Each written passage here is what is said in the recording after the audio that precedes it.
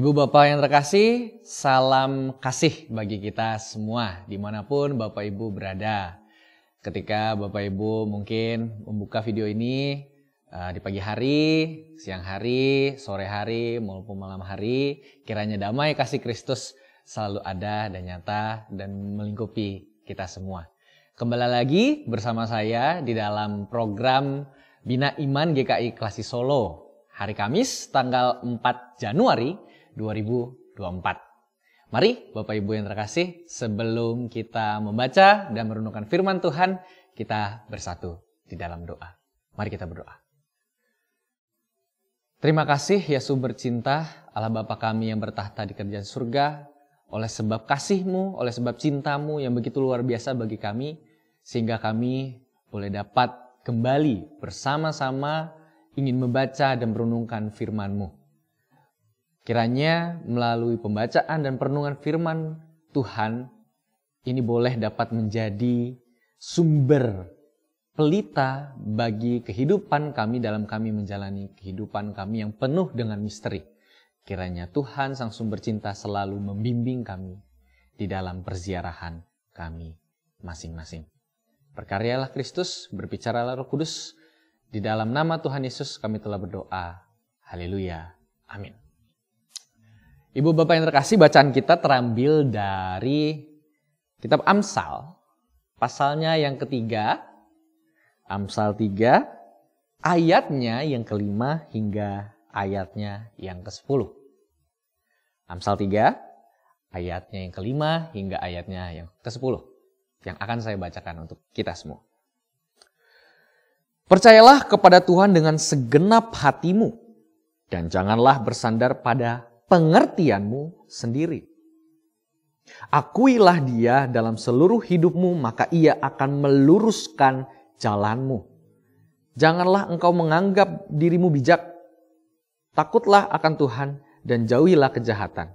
Itulah yang akan memulihkan tubuhmu dan menyegarkan tulang-tulangmu. Maka lumbung-lumbungmu akan terisi penuh sampai melimpah-limpah, dan bejana pemerasamu akan meluap dengan air buah anggurnya. Demikianlah firman Tuhan.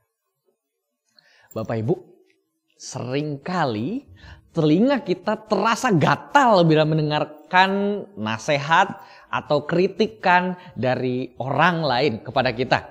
Apalagi bila nasihat atau kritikan itu seakan menyudutkan kita, seakan menyalah-nyalahkan kita akan apa yang kita perbuat. Rasanya kesel aja gitu.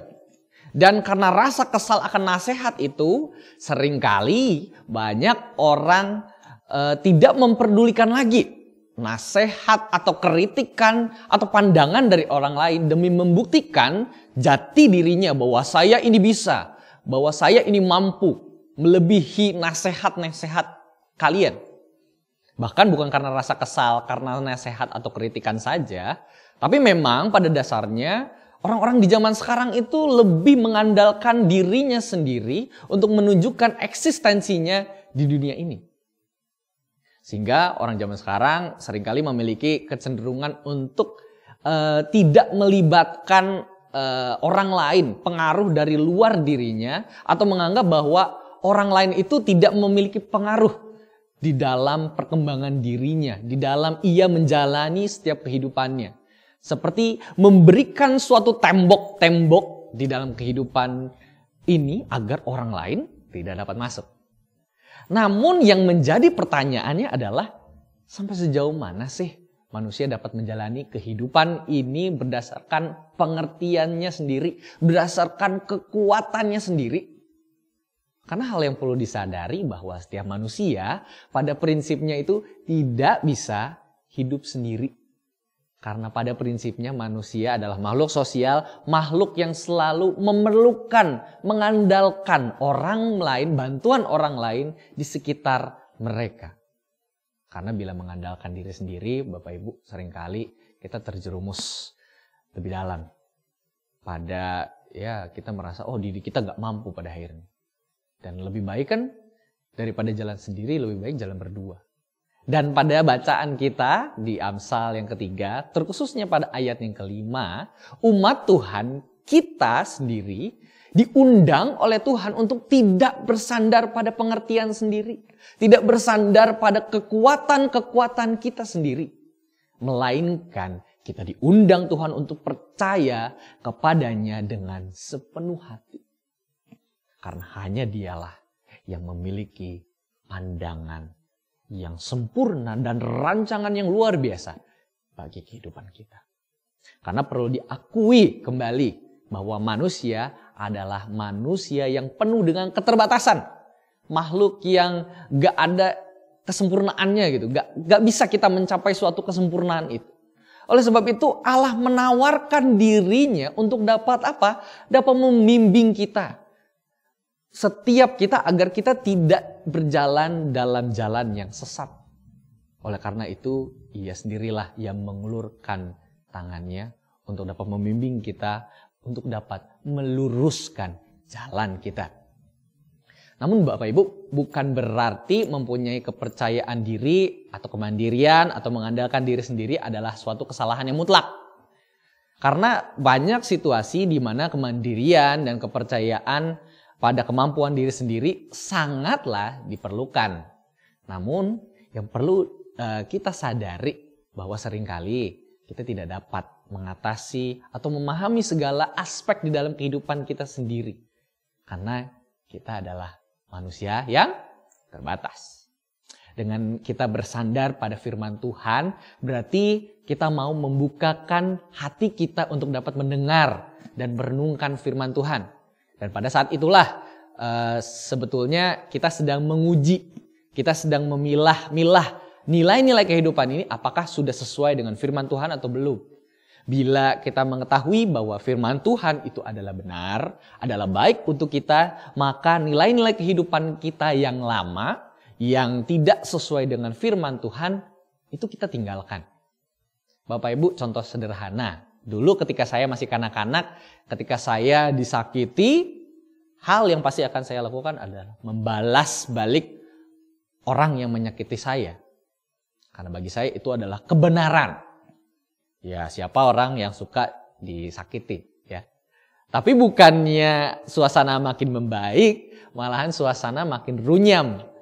Ketika orang yang menyakiti saya itu membawa gengnya, membawa teman-temannya untuk malah kembali membuli saya atau menyakiti saya gitu. Jadi bukannya api makin redam, tapi api makin membesar. Dan ketika itu saya diberikan suatu nasihat, diberikan masukan dari orang tua, dari sahabat-sahabat saya, dan dari guru sekolah minggu saya mengenai firman Tuhan yang mengatakan jangan membalas kejahatan dengan kejahatan, tapi doakanlah dia. Nah, dari situlah saya mencoba untuk membukakan diri bagi firman Tuhan masuk ke dalam hidup saya dan mempraktekannya.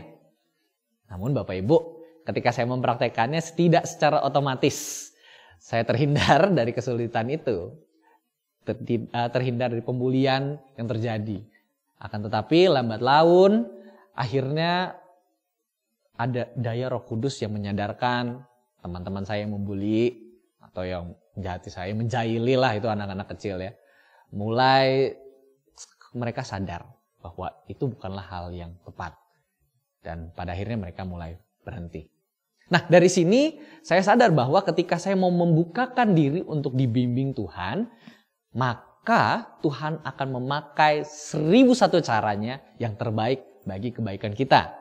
Selain berdampak bagi kehidupan saya secara pribadi, namun Roh Kudus juga berkarya bagi orang lain, bagi teman-teman saya. Oleh sebab itu, Ibu Bapak yang terkasih dalam Tuhan kita Yesus Kristus, janganlah kita mengeraskan hati kita karena keegoisan. Seperti pada ayatnya yang ke-7 dikatakan dengan menganggap diri kita paling bijak. Jangan menganggap diri kita paling bijak. Tapi marilah kita menyerahkan diri sepenuhnya kepada Tuhan untuk dibimbingnya. Kita bersandar pada firman-Nya. Tuhan bisa pakai orang tua kita, pasangan kita, anak-anak kita, atau siapapun dalam menyampaikan firman Tuhan melalui apa? Nasihat-nasihat, bahkan kritikan-kritikan yang mungkin pedas. Akan tetapi jangan buru-buru kita tolak ketika kita mendapatkan kritik yang pedas. Melainkan cobalah kita untuk menelaah lebih lanjut, merenungkan setiap nasihat atau kritikan itu sebagai bagian dari perenungan perziarahan kehidupan kita. Ibu bapak yang terkasih, firman ini bukan semata-mata untuk keuntungan Tuhan. Namun jelas bahwa firman ini merupakan bentuk dari cinta kasih Tuhan kepada ciptaannya. Agar apa? Agar kita tidak hilang arah. Agar kita dapat menentukan jalan kehidupan yang sesuai dan baik dari Tuhan. Karena itu marilah kita merespon undangan Tuhan ini dengan baik. Dengan membukakan diri kita, merendahkan hati kita, dan mengulurkan tangan kita untuk siap dibimbing oleh Tuhan di dalam perziarahan kehidupan ini. Karena Tuhan lebih tahu jalan yang terbaik bagi kehidupan kita. Amin. Marilah kita berdoa. Tuhan, kami telah mendengar dan membaca firman-Mu. Kiranya firman-Mu benar-benar bermakna bagi kami dan kami boleh benar-benar membawa firman-Mu ini di dalam proses kami, di dalam perziarahan kami, di dalam kehidupan ini. Tolonglah bimbing kami Tuhan di dalam hari-hari yang penuh dengan misteri, hari-hari yang penuh dengan cobaan. Mampukan kami untuk dapat sadar bahwa jangan sampai kami hanya mengandalkan pengertian kami sendiri, mengandalkan kekuatan kami sendiri. Akan tetapi kami boleh mengandalkan kuasa Tuhan yang selalu menyertai kami, membimbing kami di dalam kehidupan yang sulit ini. Meskipun terseok-seok, tapi kami tahu bila kami bersama dengan-Mu, kami selalu aman dan tenang. Inilah Tuhan doa kami, Tuhan, yang jauh daripada sempurna, yang kami alaskan di dalam nama Tuhan kami, satu-satunya Tuhan, Yesus Kristus. Haleluya. Amin.